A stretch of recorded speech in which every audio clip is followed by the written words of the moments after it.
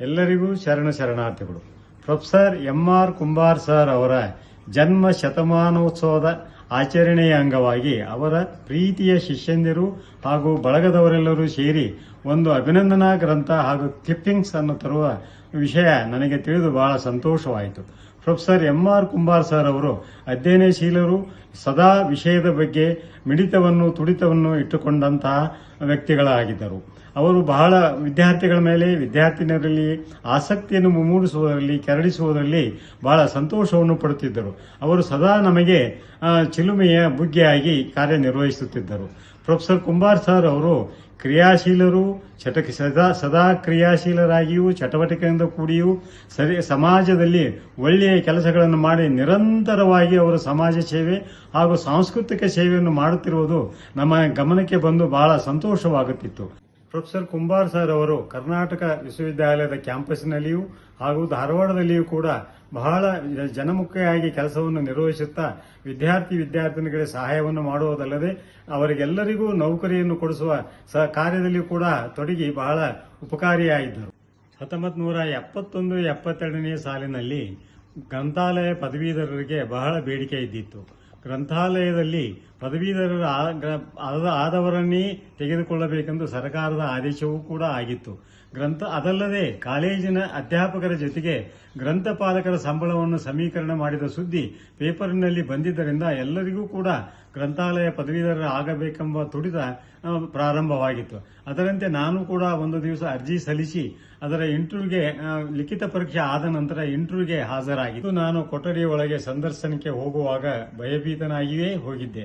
ಯಾಕಂದರೆ ನನಗೆ ಅದು ಮೊದಲನೆಯ ಸಂದರ್ಶನವಾಗಿತ್ತು. ನಾನು ಒಳಗಡೆ ಹೋದಾಗ ಟ್ರಿಮ್ ಆಗಿ ಸೂಟು ಬೂಟುಗಳಿಂದ ಅಲಂಕರಿಸಿದ್ದ ಪ್ರೊಫೆಸರ್ ಎಂ.ಆರ್. ಕುಂಬಾರ್ ಸರ್ ಅವರು ಆಸೀನರಾಗಿದ್ದರು. ನಾನು ಕೈ ಮುಗಿದ ತಕ್ಷಣ ಕುಳಿತುಕೊಳ್ಳಿ ಎಂದು ಸೂಚಿಸಿದರು. ಆಗ ಅವರು ಮೊದಲನೇದಾಗಿ ನನಗೆ ನಿನ್ನ ಹೆಸರೇನು ಅಂತ ಹೇಳಿದರು. ನಾನು ಹೇಳಿದೆ. ನಿಮ್ಮ ಊರು ಯಾವುದು ಅಂದರು. ಮೂಟೆಬೆನ್ನೂರು, ಬ್ಯಾಡಗಿ ತಾಲೂಕು ಅಂತ ಹೇಳಿದೆ. ನಿಮ್ಮ ಅಪ್ಪ ಏನು ಮಾಡುತ್ತಿದ್ದಾರೆ ಎಂದು ಕೇಳಿದರು. ನಮ್ಮ ತಂದೆಯವರು ಒಕ್ಕಲತನವನ್ನು ಮಾಡುತ್ತಿದ್ದಾರೆ ಅಂತ ನಾನು ಹೇಳಿದೆನು. ಹಾಗಾದರೆ ನೀನು ಮೊದಲು ಹೋಗಿ 2 ಚೀಲ ಜೋಳವನ್ನು ಮಾರಿ ಫೀಸ್ ಕಟ್ಟಿ ಬಾ ಹೋಗು ಅಂತ ಹೇಳಿ ನನ್ನನ್ನು ಹೇಳಿಬಿಟ್ಟರು.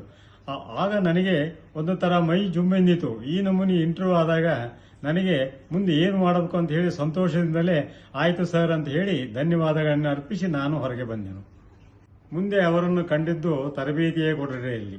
ಪ್ರೊಫೆಸರ್ ಕುಂಬಾರ್ ಅವರು ಬಹಳ ಪರಿಣಾಮಕಾರಿಯಾಗಿ ಬೋಧನೆಯನ್ನು ಮಾಡುತ್ತಿದ್ದರು. ಅವರ ಪಾಠವನ್ನು ಕೇಳುತ್ತಿರುವಾಗಲೇ ಮಂತ್ರಮುಗ್ಧರಾಗಿ ನಾವೆಲ್ಲರೂ ಆಗಿಬಿಡುತ್ತಿದ್ದೆವು. ಪ್ರೊಫೆಸರ್ ಕುಂಬಾರ್ ಅವರು ಪದೇ ಒಂದು ಬಸವಣ್ಣನವರ, ವಿಶ್ವಮಾನವಾದಿ ಬಸವಣ್ಣನವರ, ವಿಶ್ವ ಗುರುವಾದ ಬಸವಣ್ಣನವರ ಈ ವಚನವನ್ನು ನಮಗೆ ಹೇಳುತ್ತಿದ್ದರು. ಜಗದಗಲ ಮುಗಿಲಗಲ ಮಿಗೆಯಗಲ ನಿಮ್ಮಗಲ, ಪಾತಾಳದಿಂದ ಅತ್ತತ್ತವೇ ನಿಮ್ಮ ಶ್ರೀಚರಣ, ಬ್ರಹ್ಮಾಂಡದಿಂದ ಅತ್ತತ್ತವೇ ನಿಮ್ಮ ಶ್ರೀ ಮಕುಟ, ಅಗಮ್ಯ ಅಗೋಚರ ಅಪ್ರತಿಮ ಅಪ್ರಮಾಣ ಲಿಂಗವೇ ಕೂಡಲ ಸಂಗಮ ದೇವ, ನನ್ನ ಕೈಗೆ ಬಂದು ಚುಳುಕಾದಿರಯ್ಯ ಎಂದು ಹೇಳುತ್ತಿದ್ದರು. ಇದರ ಅರ್ಥ ಏನಂತಂದರೆ, ಇಡೀ ಜಗತ್ತನ್ನು ಅವರು ಹೇಗೆ ಲಿಂಗುವಾಗಿ ಒಂದು ಕೈಯಲ್ಲಿ ಬಂದಾಗ ಅದರ ಪರಿಜ್ಞಾನವನ್ನು ಅದರ ತಿಳಿಯಬೇಕಾಗುತ್ತಿದೆ, ಹಾಗೆ ಇಡೀ ನಮ್ಮ ಬ್ರಹ್ಮಾಂಡದಲ್ಲಿಯೇ ಇರುವ ವಿಷಯವನ್ನು ಹಾಗೂ ಮಾಹಿತಿಯನ್ನು ಅದನ್ನು ಗೊತ್ತು ಹಚ್ಚಿಕೊಂಡು ಅದು ನಮ್ಮ ಕೈಗೆ ಚುರುಕಾಗಿ ಬಂದಾಗ ನೀವು ಅದನ್ನು ಸರಿಯಾಗಿ ಕ್ಲಾಸಿಫಿಕೇಶನ್ ಮಾಡಬೇಕೆಂದು ನಮಗೆ ಹೇಳುತ್ತಿದ್ದರು. ಪ್ರೊಫೆಸರ್ ಕುಂಬಾರ್ ಸರ್ ಅವರು ಬಹಳ ಸರಳವಾಗಿಯೂ ಸುಂದರವಾಗಿಯೂ ಪರಿಣಾಮಕಾರಿಯಾಗಿಯೂ ವರ್ಗೀಕರಣ ಮತ್ತು ಸಿದ್ಧಾಂತಗಳನ್ನು ಹೇಳುತ್ತಿರುವುದು ಕೇಳಿ ನಮಗೆ ಈಗಲೂ ಮೈಯಲ್ಲಿ ಗುಮಿಗುಡುತ್ತದೆ. ಇಂತಹ ಅವರ ಶತಮಾನೋತ್ಸವದ ಸಂದರ್ಭದಲ್ಲಿ ನನಗೆ ಈ ಅವಕಾಶವನ್ನು ಕೊಟ್ಟದ್ದಕ್ಕಾಗಿ ಹಾಗೂ ಪ್ರೊಫೆಸರ್ ಎಂ.ಆರ್. ಕುಂಬಾರ್ ಸರ್ ಅವರಿಗೆ ಅಭಿನಂದನೆಗಳು ಮತ್ತು ಧನ್ಯವಾದಗಳು.